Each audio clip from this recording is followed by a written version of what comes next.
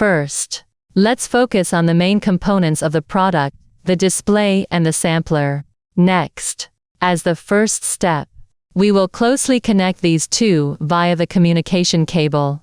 Gently insert the white end of the communication cable into the corresponding port on the sampler, and then securely connect the other black end into the communication port on the back of the display.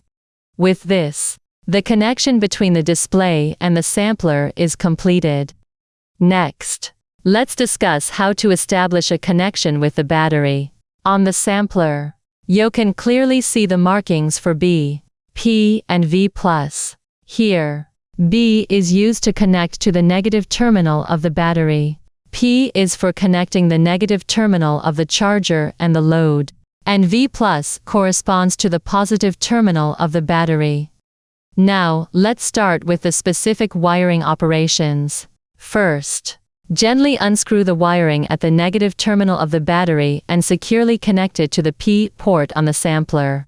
Since the negative wire of the battery itself is used to connect the negative terminal of the charger and the load, such a connection is reasonable.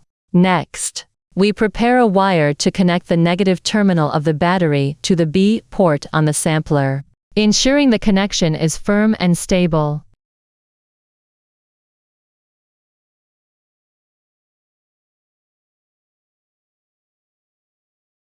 Then, we move on to connecting the positive terminal of the battery.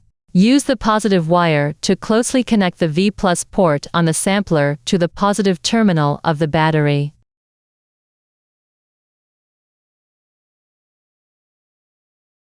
With this, the wiring work for the BLF series Coulomb meter is successfully completed. Now, we can gently peel off the film on the display and start charging the battery.